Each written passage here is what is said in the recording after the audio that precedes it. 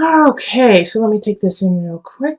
We do have two people showing up in this reading in the reverse. The Page of Swords, which is often an air sign, so Aquarius, Gemini, Libra, and then also the King of Cups, who is water sign, so Cancer, Scorpio, Pisces energy, and they're both in the reverse and they're right next to each other. So I get this feeling like they may be working together against you, or they may be working together and you're like a third party to them. So it could be in relationship. You could be the person on the side and you don't know it, or but more so like the Page of Swords energy is young, is very young. So this could be a child, and then the King of Cups, an adult. So you could be seeing somebody who has a child, or it could be your partner if you have a child with them. But also, I do see this dynamic at work where it's like you're working with someone maybe over a project you adore, or you are working with a project with two other people, and they see eye to eye, but you don't see eye to eye with either of them. And the thing is they're in the reverse, so they're not working in their highest energy. They're actually working kind of in a conniving, deceitful way. Like the Page of Swords, might just call you names and be really immature and, be like, oh, are you a slowy slowpoke? Like that is what a 5-year-old would say. And we're working at a corporation. So, this Page of Swords you could find really annoying. And then the King of Cups energy could be really moody, could be emotionally all over the place, could be really like, oh, I love you, you were such a great person, and then flip on you the next minute and be like, why don't you care about me? You're never there for me, Yeah, the King of Cups, they're moody people. They're very, very moody, and they don't, the thing is a lot of times they don't see it and they don't get it that they're being moody because they're just kind of ebbing and flowing with the tides of their emotion. But the reason why these two are the first thing I focused on is just what is around them, what is around them here. We have Death, Three of Pentacles reversed, the World, and Six of Cups. And so you're going to have to make some decisions. You're going to have to make some decisions on how much influence they have in your life, how much influence they're going to have in your future, and if what they have to say really reflects who you are. Okay, Three of Pentacles.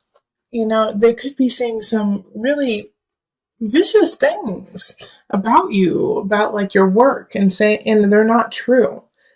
But are you going to take that in? Are you going to take that in as truth and then move on with that?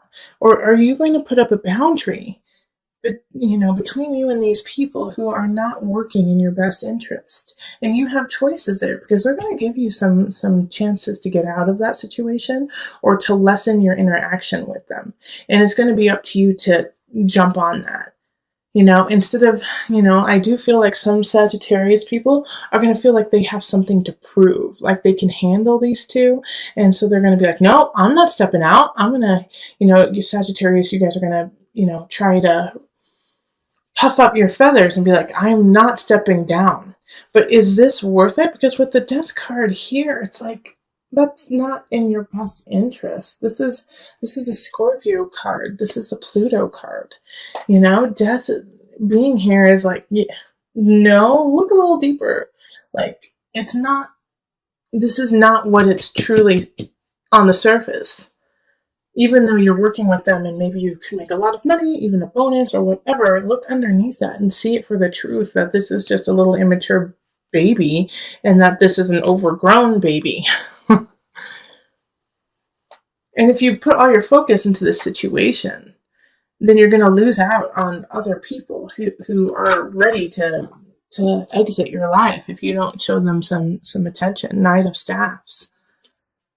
And this is a fellow fire sign. So Sagittarius, Leo, who am I missing? Sagittarius, Leo, Aries.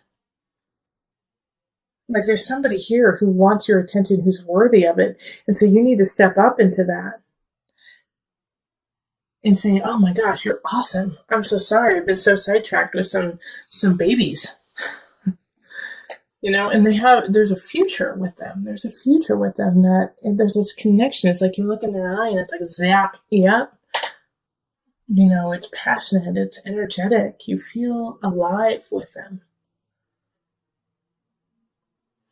And if you're in a really solid relationship, and so you're not even in this realm of looking for somebody, this is you. This is a Knight of Staves. This is you. Fire.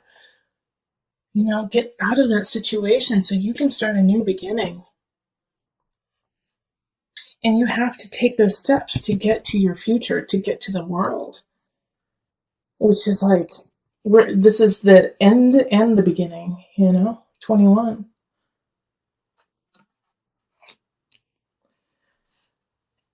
And I love that the world right here is linked with the Wheel of Fortune, okay? Like you have to see the Knight of Staves is turning their back on all of this. Turning their back on what is happening here with this malarkey, with these two people. And going off on their own adventure. You have to let this die. Okay? So that you can come down to the Wheel of Fortune. So that you can come down to your Jupiter, your expansion. We also have the Three of Cups, and this is linked to the World and Wheel of Fortune, and also the Three of Pentacles too. And I can totally see why it's linked here, because you have to, once again, create that boundary, because they're going to try to sway you out of your future, these two people. They're going to say, no, you can't do it. You're not worth it. You need us. You need us to be successful. And you can't take that in. You have to let that go in order to get to your joy and your Wheel of Fortune and your celebration. And I do want to put a spin on this too, that it's not just work. I do feel like for a lot of you guys that it's going to be in a work situation, but this could be in a family dynamic. Like this could be sisters, a sister and brother. This could be mother, father, who are just breathing down your neck on what you need to be and who you need to be and what you need to do. So just pay attention to if you start to feel smaller, if you start to feel like, well, I can't do it. No, I'm not good enough. Take stock in that and be like, where did that come from? Where did that self-doubt come from? Who seeded that within me? Bing, bing, bing, bing, bing. Page of Swords, King of Cups. This could be a spouse and a child, This could be your husband, wife, and your son or daughter. Not saying that they're bad and that you need to cut them out, but you do need to sometimes create boundaries even in the family setting so that they do not rule over your soul. Okay, so we're going to pull from the Mother Wisdom deck for some added guidance.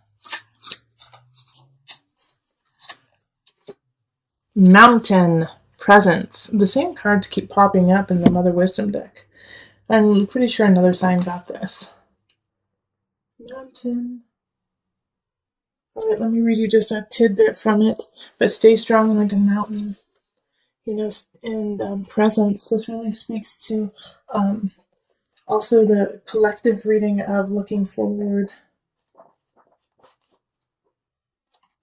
Children live like the Buddha. For them, the present moment is the only moment. They embrace what life offers breath by breath. One moment a child may be awash in tears and the next chasing a butterfly. With each experience of the present, we too have the opportunity to be more fully alive. Where are you in the here and now? Are you worrying about a note that came home from your son, or have you escaped into a fantasy of another kind of life? If so, Mountain asks that you return to the present. Presence gives us a much-needed still point. Shifting seasons and fleeting lives circle Mountain's immovable mass. Her sure center serves as a world axis connecting the earthly plane to the heavenly realm. Around the world, mountains inspire worship and demand mindfulness. When you draw this card, let presence become your practice. The ascent of mountain's steep slope serves as a walking meditation. If you are not present, you will slip and fall. If you fixate on conquering the peak, you will miss the flowers along the trail. Cultivating an awareness of each step allows anxieties to drift away. By the time you reach the top, a rarefied silence will quell any lingering agitation. Poised between heaven and earth, this is the best place to fall in love with presence, your own divine beingness that exists only in the now. Okay, but we have the Queen of Pentacles, and they're, the center of the remainder of November. So this is an Earth sign, Virgo, Taurus, Capricorn energy. And since I picked this extra card, the gift, I really feel like they're a gift to you. They're going to kind of help you in connecting yourself to a new beginning, a financial wealth beginning, something that, could create a new future for you. But however, the only way that this is going to come in is if you don't stand idle with fear. Okay, the Nine of Swords is looking at fear, taking it, being right in front of it and dealing with it instead of standing frozen. Don't freeze up, unless you're planning, take time to plan. I love planning. I have a lot of Virgo. But the Nine of Swords is like you can't freeze in the face of fear. And the Queen of Pentacles, I think, may be offering you a situation, a new job, a new relationship that will lead to a plethora of abundance. But you have to take the first step. Nine of Swords. Even though you're scared, you're going to have to quit that job. Even though you're scared, you're going to have to finish that project and move on. Ten of Swords it's an ending. There's something happening in career and work. And if you listen to my November reading for you, then you would have known that I focused a lot about work and relationships within the work environment. And so this is saying, yeah, it's time to let it go. Something's not working. You gotta cut ties so that you can have this gift come in. And I know it's going to be hard because in relationship, there's some people who don't have your back, who are not like, okay, follow your heart, follow your dream, go for it. They're like, why the hell would you leave such a good job? You've got benefits, it's 9 to 5, it's easy to do. Why would you leave it? You're throwing away a good situation. And, there's always going to be somebody who's against you. There's always going to be somebody who's against what you believe and what you need to happen in your life. Now, with this, though, as you are leaving, this is the Virgo in me talking to you, and maybe I am your Queen of Pentacles right now, like, go for it. However, make a plan. However, when you leave, don't leave willy-nilly and be like, oh, I'm just going to leave it. Come 100% up to Source. Source gave you a body. Source gave you a mind. Source gave you a heart and intellect. Use it. Okay? When people say, it does kind of drive me crazy when people are like, I'm just going to leave it up to God. If this is your life and God gave you this beautiful vessel and gave you this beautiful heart and this beautiful mind and this beautiful spirit, how dare you not use it? How dare you stand idly by and just be almost passive, be, I hate to say it, lazy? God didn't give you this vessel to sit around. God gave you this vessel to make a change, make a positive shift for you and around everyone around you. So don't slap God in the face by saying, I leave it to you. I'm not going to do anything. No, step up. Listen to your heart. I always say that. Listen to your spirit. Let God guide you into action. Okay, that is so important. That's why this gift is popping up. You have been given this gift of you, this gift of being. What are you going to do with it? Because you have a new beginning happening, but if you're too scared to look it in the face and actually take the first step forward, it will be taken away from you. All right, so let's call on the angel cards just to wrap it up and bring it all together. Archangel Michael. Yeah. All right. You're working very closely with this powerful archangel who's protecting and guiding you through this situation. You have guidance, you have protection. Go for it, Sagittarius.